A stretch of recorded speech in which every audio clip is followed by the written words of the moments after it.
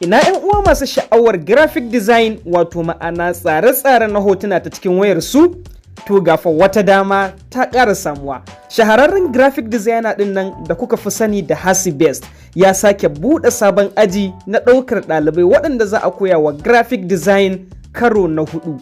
A wannan ajin zaka koya kuma sannan zaka ƙware akan duk abubuwan da suka shafi graphic designs ta cikin wayarka ba tare da amfani da kwamfuta ba, kamar haɗa poster, kalanda, invitation card, markup da sauran abubuwa kala-kala abin burgewa abin sha'awa ta cikin wayarka. A yanzu haka kai tsaye za ka iya kai rijista domin shiga wannan aji tun daga yanzu har zuwa 10 ga watan Fabrairu na wannan shekarar ta 2022. Wannan aji na koyarwa da za a yi na graphic design zai ɗauki tsawon sati 2 ana koyar da kai. A wannan lokaci zaka koya kuma zaka ƙware akan dukkan abubuwan da suka shafi graphic design. Bayan ka gama kuwa za a baka shaidar gamawa wato certificate da kuma kalanda na duk waɗanda suka halarci wannan ajin. Kamar yadda muka ga kalanda na waɗanda suka halarci aji na farko, aji na 2 da aji na 3, haka ma aji na 4 muke hasashen zai fi na baya da aka yi. Kuɗin da za ka yi rijista na shiga wannan ajin shine naira 2,500 a kuɗin Najeriya.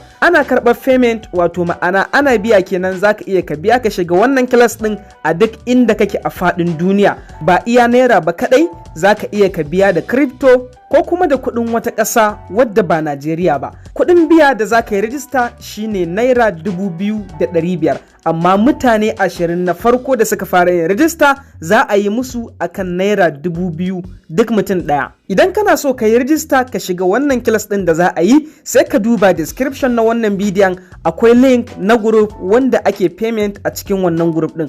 Wannan group ɗin ba group bane wanda za a koya, group ne na wanda za ka shiga ka yi payment. Don haka idan kana da tambaya ko kuma kana son ka biya wa'innan kuɗi, kai tsaye za ka iya ka shiga cikin wannan group ɗin ka yi magana. So ka duba description na wannan bidiyon domin samun link ɗin group ɗin, sai ka zo.